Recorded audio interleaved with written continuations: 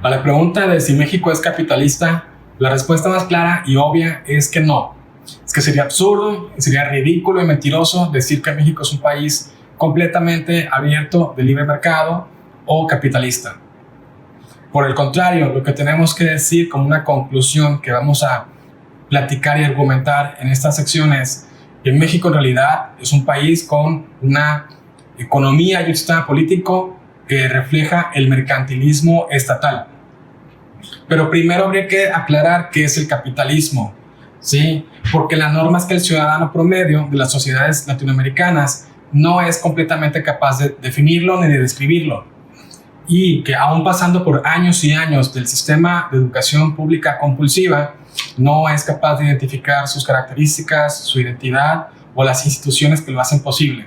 Entonces, aun cuando pronto hablaremos de educación pública en otro segmento o en otro video, vamos a centrarnos en esto.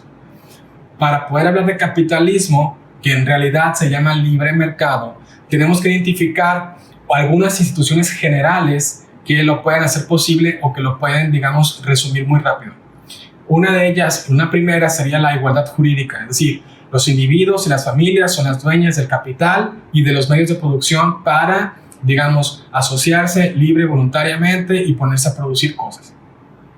El capitalista, en cambio, no es una clase, no es un sector, ¿sí? No es un club o una membresía, ¿sí? En un sistema de libre mercado, todas las personas somos agentes económicos y todos somos parte del mercado. El mercado somos todas las personas que actuamos para comer, comprar, vender, arrendar, guardar, invertir, etc. ¿Sí? Somos todas las personas con esta igualdad de protección ante la ley, que tenemos el derecho de adquirir, de ceder, de comprar, de vender las cosas, las propiedades, los servicios.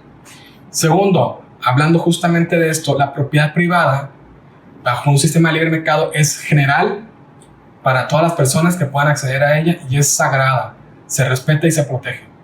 Es decir, sin importar nombres, títulos nobiliarios ni privilegios, como había sido la norma en el resto de la historia, es hasta muy recientemente, en los últimos 200 años, un poquito más, que la propiedad privada se fue poco a poco convirtiendo en suprema y poco a poco ha sido más bien respetada. Tercero, la santidad de los contratos, es decir, que los acuerdos entre personas, entre familias, entre empresas, se tienen que respetar y se consideran inviolables. No importa la opinión de un político ladrón, no importa la opinión o la ambición de un burócrata fracasado de querer robar, expropiar, nacionalizar, se respetan los contratos y se respetan los acuerdos entre privados. Cuarta sería la igualdad jurídica, que de forma muy breve son los mismos derechos, pero también las mismas obligaciones, sin distinción, sin fueros, sin diferentes clases políticas o sociales. Es decir, el capitalismo a libre mercado es posible como un producto del liberalismo clásico, donde se ofrecen alternativas y se combaten a las monarquías y se combate, por ejemplo, al poder justificado por razones divinas o por otro tipo de razones espurias. Quinto, libertad de asociación, es decir, las relaciones en una sociedad, tanto culturales, sociales, políticas, económicas, se realizan voluntariamente, se realizan libre y voluntariamente entre personas que deciden cooperar entre sí y sin ser forzadas o coaccionadas por ningún poder o por ninguna persona, sea un poder político, sea una estructura militar, no son coaccionadas. Uno sexto, pero no menos importante, ni tampoco el último, es el libre mercado. Es decir, estos principios involucran que para poder construir un libre mercado, previamente requerimos la igualdad ante la ley, requerimos el respeto de la propiedad privada, ¿sí? La santidad de los contratos, la autonomía jurídica, las libertades individuales, etc. Eso hace posible, entre otras cosas, que podamos construir entre todos un libre mercado. Estos y otros principios más se encuentran excelentemente bien explicados por el economista Juan Ramón Rayo en su libro Liberalismo, los 10 principios del orden político liberal, completamente recomendada lectura. Pero por tanto, para que muchas de estas instituciones y condiciones estén presentes y se respeten, podemos decir que se requiere que se cumplan las reglas del juego y que esas reglas y esas normas sean aplicables para todos por igual y se mantengan en el tiempo, que sean estables, que no cambien consistentemente. Se requiere de instituciones informales también, como la confianza, la reciprocidad, la cooperación social, y se requieren también por su parte instituciones formales que se esfuercen por mantener y por vigilar el imperio de la ley. Es decir, lo que malamente se conoce como Estado de Derecho, cosa que es imposible en sí mismo. El Estado es el que viola el derecho sistemáticamente. En sí mismo, esta frase desafortunada de Estado de Derecho es un oxímoron, una completa contradicción, lo que ya veremos en otro video, pero básicamente es el respeto y la aplicación de forma general, ¿sí?, de estas normas que no sean violadas consistentemente. Pero bueno, entonces, enfrentamos en realidad un debate estéril, alejado de la realidad y diseñado para manipular por medio del engaño, cuando se acusa de los males del capitalismo, cuando mienten estos ladrones políticos sobre el neoliberalismo, que no existe. Es más, no solamente el neoliberalismo no existe y es tan falso, ¿sí?, como los fantasmas, sino que los fantasmas son más reales y son más serios que el neoliberalismo. Entonces, algunas de las tendencias de las que sufrimos junto con nuestros sesgos los humanos son a juzgar, son a criticar, ¿sí?, pero además son a esperar mejoras y progreso, pero, parafraseando al economista clásico francés Frédéric Bastiat, las personas lo queremos hacer con el menor dolor posible, con el mínimo o nulo esfuerzo posible, y si lo puedo quitar a alguien más, en lugar de tener que construirlo yo, que así sea. Esas tendencias, esas deficiencias innatas del carácter humano, ¿sí?, son naturales. Por tanto, tenemos que reconocerlas y lidiar con ellas como lo que son, parte de la naturaleza humana. Para eso podríamos platicar en otra ocasión un poco de Aristóteles y cómo se fracturó el sistema atomista escolástico justamente cuando se reconoce la naturaleza humana, que no es ni completamente divina ni nada de eso, ¿sí? Pero bueno, para el efecto de esta plática es que esto es natural, tanto para los seguidores idealistas de demagogos populistas como López Obrador en México, Rafael Correa en Ecuador, los Kirchner, ¿sí?, la mafia criminal Kirchner en Argentina, etc. Pero también para aquellos que están opuestos a estos populistas demagogos. Es decir, las tendencias naturales y estos sesgos innatos nos corresponden a todos. Sin duda, existen serios y graves problemas en países como México, por lo que tenemos que atendernos, pero no significa que la vía para llevar a ese puerto sea que las sociedades nos sigamos polarizando y dividiendo, que nos seguimos hundiendo en esta fractura entre buenos y malos. Entonces, el discurso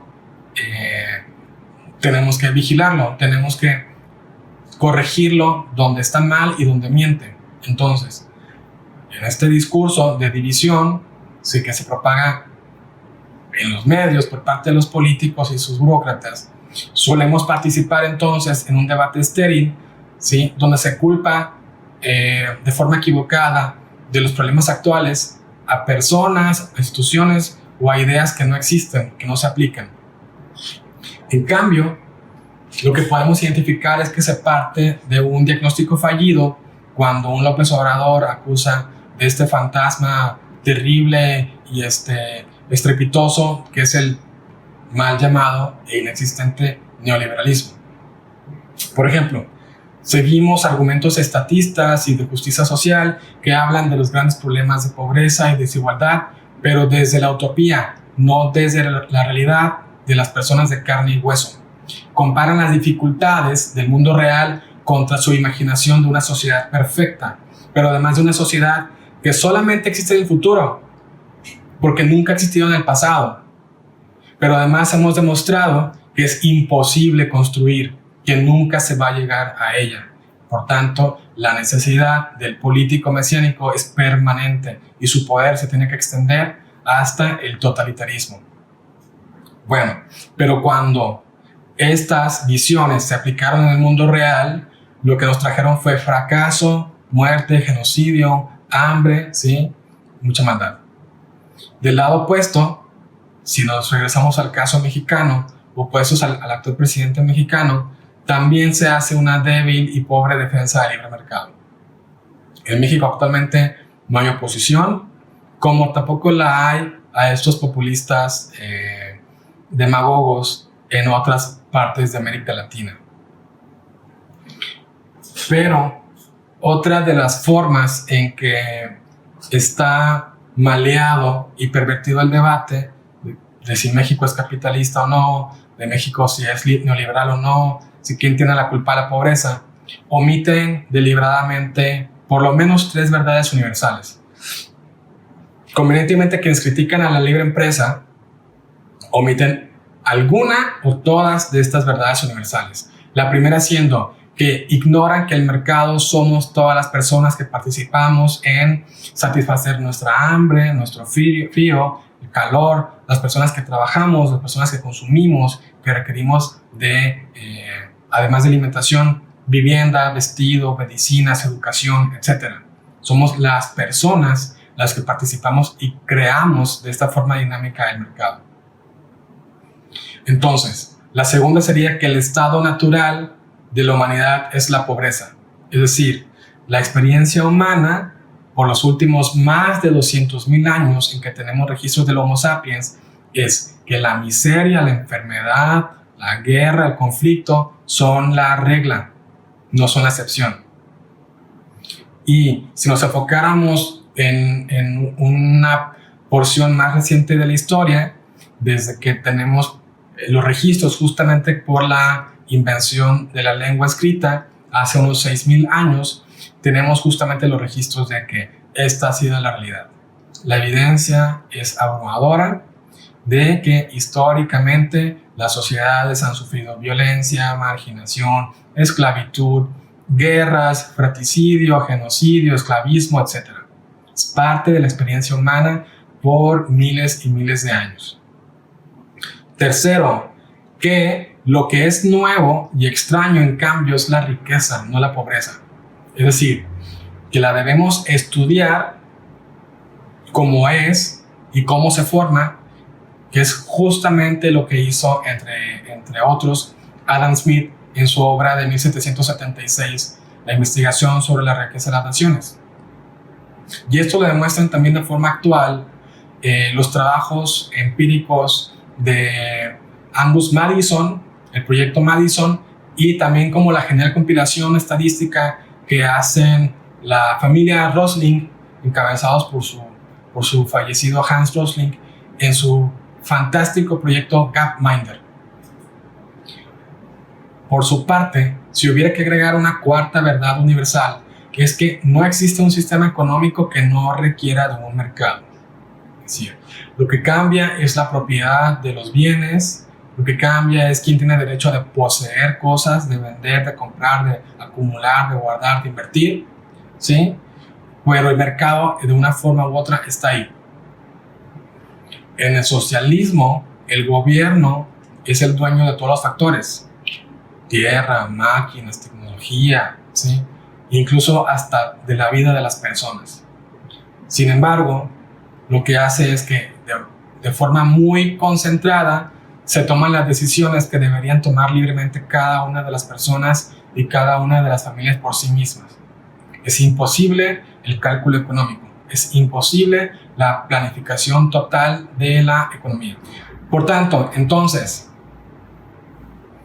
detengámonos a reflexionar y a evaluar de forma seria esta utópica y propagandística pregunta: si debemos reimaginar el capitalismo, ¿sí? Podríamos hacerlo, pero en realidad habría que aclarar que en países como México lo que hemos tenido por siglos ha sido mercantilismo estatal, no libre mercado, no capitalismo. Desde la colonia, durante el México independiente y todavía hasta el México contemporáneo, en nuestros días, hemos cargado con leyes que crean monopolios, que conceden privilegios, ¿sí? Son los gobernantes quienes escogen a los ganadores y a los perdedores de la actividad económica. ¿Quién puede explotar la mina? ¿Quién puede extraer oro? ¿Quién puede exportar? ¿Quién puede importar? ¿Sí? ¿Quién puede abrir un banco? ¿Quién puede abrir una empresa de telecomunicaciones? ¿Quién puede abrir una televisora, una radiodifusora? Son monopolios y son concesiones y privilegios creados y otorgados por políticos y burócratas. No se diga la obra pública, que es una de las cosas más corruptas que puedas encontrar en algún gobierno de América Latina. Si fuéramos más atrás en la historia de países como México, deberíamos reconocer en cambio que las castas existieron no solamente en la colonia, sino antes durante el mundo prehispánico. Se implementó la República de Indios en la colonia, pero son en las civilizaciones mesoamericanas y otras que ya tenían división de gente, por ejemplo, por clases sociales, y que tenían esclavismo, ¿sí? Por no decir sacrificios humanos y todo ese tipo de cosas. Es decir, nunca ha existido la igualdad ante la ley en ninguna de las etapas de la historia de América Latina, ni de México, ni de Guatemala, ni de Perú, ni de Argentina, ¿sí? Salvo en tiempos muy recientes y por cortos espacios de tiempo. Somos herederos, en cambio, de teocracias originarias. Somos parte de ese legado también colonial y también fundacional. Es decir, no en vano fue el emperador mexicano, Agustín de Iturbide, que se autoproclama como esta figura, ¿sí?, que tanto posee en una mano la espada del Estado y por otra mano la espada de la Iglesia, juntas en una sola persona. ¿Cómo está México, en cambio, en los rankings internacionales de libertad humana y de libertad económica? Bueno, pues muy fregado. Aquí estamos en una mediocre posición 67, entre 180 países a nivel mundial, en el grado de libertad económica, ¿sí?, identificado en el Índice de Libertad Económica 2020 de la Heritage Foundation. Otros ejemplos alarmantes son que en el Índice de Libertad Económica 2019 del Cato Institute, México cayó 9 lugares en tan solo un año. Es decir, se ubicó en la posición 92 de 162 países medidos. En ningún momento estamos hablando de uno de los países con mayores libertades. Según este último indicador, en cambio, existen países con mayor libertad. Existen países que tienen muchas más capacidades para que las personas y las empresas puedan actuar. Específicamente, si nos abocamos a libertad personal, en este último ranking, México suma solamente 6.38 puntos sobre 10. En libertad económica, 6.93. Y en libertad humana, 6.65 puntos. Es decir, en mi escuela, ¿sí?, menos de 7 era reprobar. Habría que destacar que los peores desempeños de nuestro país en el índice tienen que ver con imperio de la ley, ¿sí?, o el mal llamado Estado de Derecho, que de forma correcta diríamos que es el rule of law, con apenas 3.9 puntos, en el sistema legal y derechos de propiedad privada solamente con 4.2 puntos y en seguridad con 5.4 puntos. Por su parte, en el ranking de libertad económica del Fraser Institute ubica a México en el lugar 76 de 162 países, con una puntuación un poco superior en los últimos 10 años. Aún así se ubica solamente en un 6.9% en el 2017. El mismo Instituto Fraser publica el reporte de libertad económica de Norteamérica, en el cual ninguna entidad federativa de México, ¿sí?, se acerca ni de lejos a las peores provincias y estados tanto de Canadá como de Estados Unidos. Es decir, los mejores estados, digamos, en puntuación, como Baja California y como Guanajuato, están más de un punto lejos de los peores estados de Canadá y de Estados Unidos. Pero bueno, las peores calificaciones que hemos destacado son en seguridad y en justicia, y a lo cual denominamos el imperio de la ley. Por tanto, habría que percibir una trampa al calificar que los problemas de México son culpa del sistema de libre mercado, sino más bien son culpa de su ausencia. ¿Sí? Estos sistemas económicos y políticos que no tenemos requieren instituciones que no hemos adoptado ni implementado. Algunas de estas son la libertad económica, la libertad política, no 7 décadas de autoritarismo del PRI, el imperio de la ley, el respeto a la propiedad privada, no expropiaciones ni nacionalizaciones, la santidad de los contratos y también una moneda sana. Las instituciones, tenemos que decir, las instituciones no son solamente leyes específicas ni edificios llenos de burócratas. Son también, y son más bien en primera instancia, principios y valores adoptados por los miembros de una comunidad. Son también aquellas cuestiones intangibles que no se pueden ni medir ni implementar por fuerza de ley. Pero bueno, entonces, además del mercantilismo estatal, ¿qué es lo que ha quejado a México? Pues bueno, que México tuvo la fortuna de que algunos de sus líderes mesiánicos se abocaron en construir un paraíso socialista desde la revolución. Es decir, un Estado que bajo la Constitución vigente de 1917 ha expropiado y nacionalizado inversiones extranjeras y domésticas desde ferrocarriles, compañías eléctricas, compañías petroleras. Bueno, no podemos decir que es un libre mercado, ni que se respeta la inversión, ni la propiedad privada, ni los contratos. ¿Sí? Un país que tiene monopolios en la electricidad, que tiene monopolios en los hidrocarburos, ¿sí? También que impone monopolios en las telecomunicaciones, que cancela aeropuertos, que lucra con terrenos y con la obra pública. Bueno, ese país no puede calificar como capitalista. También habría que reflexionar sobre el resto de instituciones y tenemos que preguntarnos de forma seria si en verdad tenemos un sistema de libre mercado cuando no disponemos de libertad política, ¿a poco disponemos de igualdad ante la ley? ¿No van liberados los políticos corruptos, ¿sí? Ni sus socios? ¿A poco tenemos justicia pronta y expedita? ¿O podemos en cambio hablar de que una moneda que no se devalúa?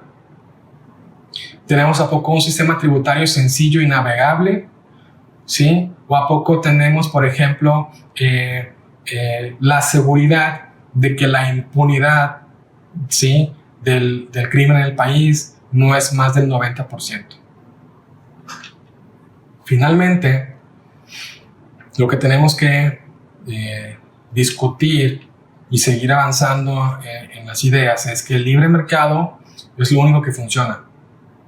¿Sí? Es aquello que hemos visto que funciona en otros países y que ha faltado en países como México. La evidencia histórica lo que nos dice es que los mercados liberalizados han sacado como nunca antes a cientos de millones de personas de la pobreza, medida en sus diferentes dimensiones, incluyendo pobreza extrema, incluyendo miseria, incluyendo pobreza de oportunidades. ¿Sí? El mundo nunca había tenido ni tantas personas al mismo tiempo, ni menos porcentaje de pobres al mismo tiempo. La evidencia es concluyente. ¿Sí? En cambio, lo que hemos visto que la ha frenado y que va a detonar otra vez los índices de pobreza en muchos países y a nivel global, como promedio, ha sido la respuesta de cerrar las economías y de prohibir la actividad empresarial como respuesta histérica y anticientífica ante el coronavirus 19. ¿Sí? Lo que sabemos que funciona es el intercambio de productos, el intercambio de servicios, los viajes, el turismo, el comercio. Eso es lo que saca a las personas de la pobreza. Cerrar los países solamente nos empobrece. En el caso mexicano y en el caso de muchos de los países de ustedes, el problema no es solamente un López Obrador, o un Correa, o un Lula, ¿sí? O un terrible Evo Morales. El problema es que se pelean contra fantasmas. El problema son sus ideas falsas, sus malos diagnósticos y sus peores propuestas, que lo que hacen es multiplicar pobres. Entonces, son también equivocadas las formas en que implementan sus políticas con la falsa idea de que van a ayudar a los más necesitados, pero lo que hacen es cerrar las economías, reducir la libertad, alejarnos del mundo, ¿sí? Y aislarnos del progreso.